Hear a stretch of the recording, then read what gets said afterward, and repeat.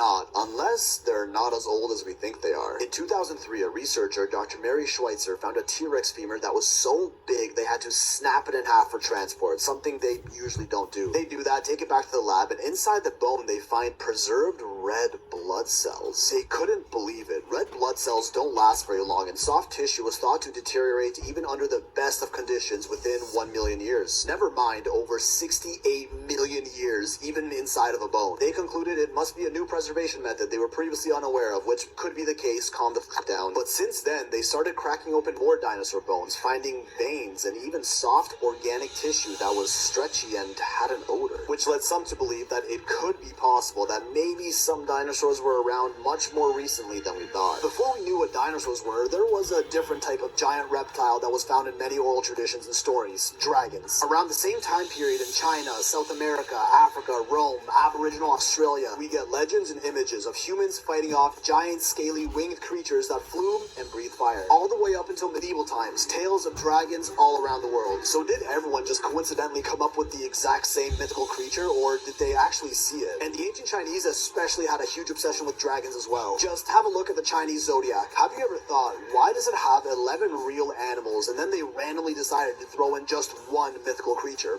the dragon? Having 12 real animals makes more sense to me. Turns out they might have been onto something, because we may have just found the fossil of one in the heart of China. So the potential reason dragon bones might be so rare is because dragons can fly, just like birds. Birds have extremely light, low-density bones that don't fossilize very easily, and it's very likely that dragons would have had the same. Until recently, this was announced. Discovered fossilized remains of a 5-meter-long reptile in southern China. Officially called Dinocephalosaurus orientalis, it has been dubbed the Chinese dragon fossil, as unlike any dinosaur fossil we've ever found. Although it's said to be 240 million years old, that's also exactly what they said about the dinosaurs. Did humans coexist with dinosaurs, and were dragons just a rare species of dinosaur that we hunted into extinction for the safety of our future? So even the Bible talks about the behemoth and the leviathan, and I could be wrong on this, but if I'm not mistaken, it talks about one of them being a fire-breathing creature. So to me, that says dragon.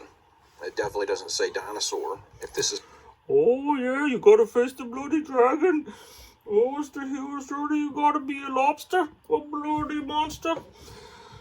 Yeah, you gotta follow the hero's journey and face the bloody dragon, and face the chaos, the darkness, and what does the dragon protect? Is the treasures where they find the gold?